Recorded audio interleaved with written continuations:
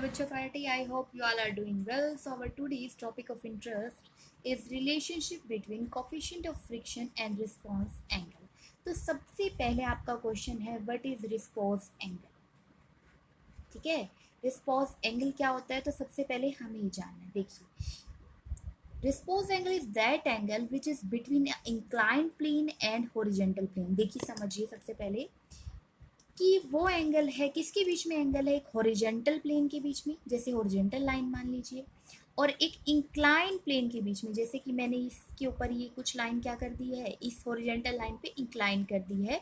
और कंडीशन क्या है कि इस इंक्लाइन के ऊपर भी कोई ना कोई ऑब्जेक्ट होना चाहिए, और वही ऑब्जेक्ट जो हम स्टडी करने वाले हैं, और कंडीशन ये ऑब्जेक्ट मोशन में होना चाहिए. देखिए क्या क्या कंडीशन है. Horizontal plane and incline plane के बीच का मिनिमम एंगल, जैसे मान लीजिए एंगल मैंने यहाँ पे अल्फा मान लिया, तो ये मिनिमम एंगल आपका क्या है, रिस्पॉन्स एंगल है. और कंडीशन क्या थी, जो इंक्लाइन प्लेन है, जो आपने जैसे ये लिया है, this is your incline plane, इसके ऊपर क्या होनी चाहिए, एक बॉडी होनी चाहिए, this is the body. And ये बॉडी कैसे होनी चाहिए, बॉडी कैसी होनी चाहिए, मोशन में होनी चाहिए, या फिर हम कह सकते हैं just becomes in motion.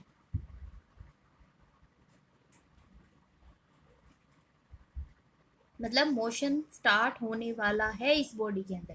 Clear है इतना. तो अब इसको ड्राइव करने के लिए हम क्या देखेंगे, देखो बेटा, अगर आपके पास कोई भी बॉडी इंक्लाइन प्लेन पे रखी है, सबसे पहले क्या है, उस बॉडी का अपना हमेशा मास होता है, और उस मास के ऊपर क्या लगता है, एक्सेलरेशन ड्यू टू ग्रेविटी. ठीक है, तो इस बॉडी के ऊपर क्या लग रहा होगा, अगर मैं इसके सेंटर पॉइंट से मानूं कि इस बॉडी पे क्या है, सबसे पहले इस प्लेन से हॉरिजॉन्टल डायरेक्शन में, वर्टिकल डायरेक्शन और हॉरिजॉन्टल डायरेक्शन, दो डायरेक्शन लेनी है आपको. देखो पहले हम इसकी हॉरिजॉन्टल पार्ट को सॉल्व करते हैं, फिर वर्टिकल.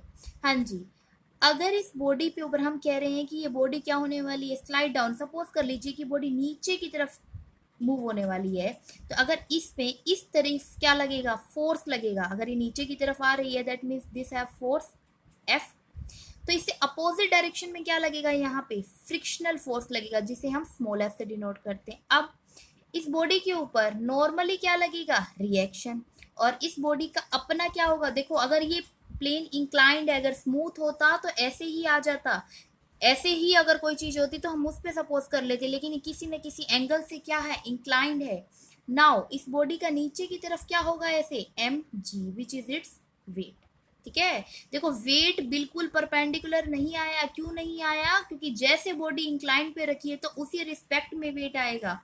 अब देखिए किसको हम डिवाइड कर सकते हैं, किसको हम मल्टीप्लाई कर सकते हैं, इसके कंपोनेंट्स को देखते हैं. कंपोनेंट फॉर्म को जानने के लिए आप समझिए, वेक्टर जैसे वेट एक अब हमारे पास क्वांटिटी है समझो. पहले मैं आपको पॉजिटिव डायरेक्शन में दिखाती हूँ, जबकि यहाँ पे नेगेटिव में आपको शो करते हैं. जैसे मान लीजिए कि कोई वेक्टर है यहाँ पे, जैसे मैं मान रही हूँ ए है, तो इसका क्या करते हैं, अगर इसके कंपोनेंट्स जानना चाहते हैं तो हम यहाँ पे क्या लेते हैं, एक्स एक्सिस. यहाँ पे हमेशा क्या होती है, कोऑर्डिनेट एक्सिस के अकॉर्डिंग वाई एक्सिस. इसका ये कंपोनेंट मान लीजिए थीटा एंगल पे इंक्लाइन है, तो ये कंपोनेंट हो जाता है ए कोस थीटा, और इसका ये कंपोनेंट हो जाता है ए साइन थीटा. क्लियर है इतना. ऐसे ही अगर अब ये तो पॉजिटिव में, अगर ये नेगेटिव में होता, दैट मीन्स समथिंग ऐसे होता बच्चे, ये पॉजिटिव जाने की जगह ये कैसे होता, नीचे की तरफ होता. नीचे की तरफ कैसे लेंगे हम, अब आप डायरेक्शन ले लीजिए कुछ ऐसे, ये वेक्टर ए वेक्टर ऐसे. तब हम क्या करते, इस तरफ देखते कौन सी डायरेक्शन होती, एक्स. इस तरफ देखते कौन सी डायरेक्शन होती, वाई. मान लीजिए एंगल थीटा है, फिर से ये कौन सा कंपोनेंट होता, ए कॉस थीटा, और ये कौन सा कंपोनेंट होता, ए साइन थीटा. अब जरूरी तो नहीं हमेशा ये इसी तरीके से इंक्लाइंड हो, ऐसे भी तो इंक्लाइंड हो सकता है, समथिंग लाइक दिस. मैं आपको हर एक पॉसिबिलिटीज को शो करके दिखा रही हूँ कि मान लीजिए कि वेक्टर आपका कुछ इस तरीके से इंक्लाइंड है. I am gonna show you in such a way. अब अगर ये ऐसा कुछ है तो हम इस तरफ क्या लेंगे, एक्स एक्सिस, और नीचे की तरफ क्या होगी, वाई एक्सिस. ये एंगल क्या था यहाँ पे, देखिए अब हमें क्या देखना है, एंगल देखना है. किसका एंगल देखना है, ये एंगल है, ये एंगल कौन सा देखें हम, ये वाला एंगल देखते हैं हमेशा. ठीक है, तो ये एंगल हमारे पास कौन सा कंपोनेंट हो जाएगा इसका, a cos theta, and this is your a sine theta. Important बात यह है कि आपने एंगल कौन सा कंसीडर किया है। जिस भी लाइन के साथ एंगल होगा वो हमेशा उसका कोस का कंपोनेंट होता है। अगर मैं इसमें ये वाला मान रही हूँ, ठीक है, ये वाला मैं आपको शो कर देती हूँ कि इसमें सिर्फ ये वाला एंगल मैंने थीटा माना है, तब ये कंपोनेंट क्या है, a cos theta, and this component is your a sine theta. अगर मैं ये वाला कंपोनेंट मानती तो मेरे पास होता ए कॉस थीटा और ये ए साइन थीटा। बस इतना सा देखना, जिसके साथ आप एंगल लेते हो which is your cos component. Clear है। अब अगर हम इस सिचुएशन पे आते हैं तो क्या यहाँ की सिचुएशन भी कुछ ऐसी नहीं है।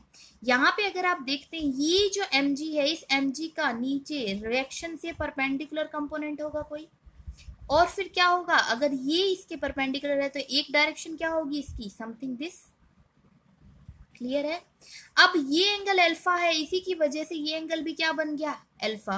और मैंने आपको बोला जो कंपोनेंट एंगल के साथ हो, जैसे कि यहाँ पे कंपोनेंट है अल्फा, और किसका चेक कर रहे हैं हम, जैसे यहाँ पे ए वेक्टर लेते हैं, यहाँ पे हम चेक कर रहे हैं mg का, तो यहाँ पे हमारे पास कंपोनेंट आ जाएगा mg cos अल्फा, और ये कंपोनेंट क्या हो जाएगा, इससे परपेंडिकुलर कंपोनेंट। जैसे मान लीजिए हमारे पास क्या है, यहाँ पे ये वाला कंपोनेंट ए cos थीटा था, तो ये क्या हो गया था, ए sin थीटा। ऐसे ही अगर ये mg cos अल्फा है तो यहाँ जाने वाला क्या हो जाएगा, mg sin अल्फा।